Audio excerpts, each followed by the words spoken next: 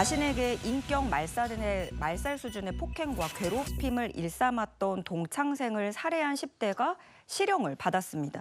피의자를 괴롭힌 동창생은 3시간에 걸쳐 엽기적인 가혹행위를 한 것으로 밝혀져 충격을 주고 있습니다. 이게 참 안타깝습니다. 학교폭력의 피해자가 가해자를 살해하면서 피의자가 된 그런 사건이거든요. 이거 자세히 좀 전해주시죠. 네, 피의자인 A군은 중학교 3학년 때 삼척으로 전학을 오면서 동창인 B군과 C군을 알게 됩니다. 이들은 학창 시절은 물론이고 졸업 이후에도 길에서 A군을 만나면 이유 없이 폭행을 하고 괴롭힌 겁니다. 사건이 발생한 지난 4월 13일에도 A군이 사는 아파트에 이 B군과 C군이 갑작스럽게 찾아오는데요. 일회용 면도기와 가위로 A군의 머리카락을 강제로 자른 것뿐만이 아니라 성기와 음모부터 귀, 눈썹까지 구석구석 라이터불로 지지기도 했습니다. 심지어 B군은 A군에게 자유행위를 시키고 면봉과 바둑알 등을 항문에 넣으라고도 지시를 했는데요. 이걸 이행하지 않으면 빗자루와 쓰레받기 등으로 마구 때려서 A군이 이런 지시를 따를 수밖에 없었다고 합니다.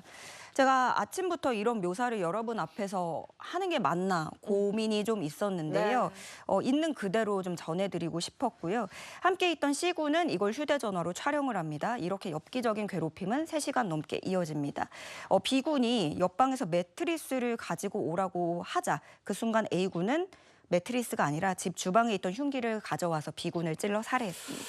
자, 지금 우리 조현정 시사평론가가 이렇게 구체적으로 묘사한 것은 그 끔찍했던 그 상황을 한번 생각하게 해준 거예요.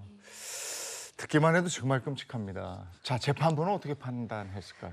우선 이 재판에 넘겨진 A군, 여기선 피의자죠. 피의자 A군은 살인의 고의성을 부인했습니다. 사건 당시에 상당한 양의 소주를 마시고 신경정신과 처방약을 복용한 상태였다면서 심신 상실 등을 주장을 했는데요. 하지만 재판부는 괴롭힘을 당한 경위라든가 그때 상황, 배경 이런 것들을 비교적 상세하고 구체적으로 기술을 하고 기억하고 있기 때문에 변별 능력을 결여했다고 보기 어렵다고 판단했습니다. 네, 심신미약 그 점은 인정받지 못했다 하더라도 저희가 앞서 다 들었잖아요. 어떻게 폭행을 당했고 괴롭힘을 당했는지 그 부분은 좀 참작 사유가 되지 않을까 싶은데. 네, 재판부도 어느 정도 이를 고려를 했어요. 재판부도 피고인 A군이 사건 이전부터 지속적인 괴롭힘을 당했음에도 불구하고 그러니까 형사 고소를 하는 등 문제 제기를 했는데도 이런 괴롭힘 행위를 제지할 만한 조치를 받지 못한 점 등을 고려했습니다. 덧붙여서 약 3시간에 걸쳐 인격 말살에 이를 정도로 폭력과 가혹행위를 가해서 피고인이 이것을 견디지 못하고 범행에 이르게 된 것으로 참작할 만한 사정이 인정된다 이렇게 밝혔습니다. 결국 장기 5년 및 단기 3년을 선고를 했고요. 이에 대해서 A군은 즉각적으로 항소를 했고 검찰도 양형이 부당하다면서 항소한 상태입니다.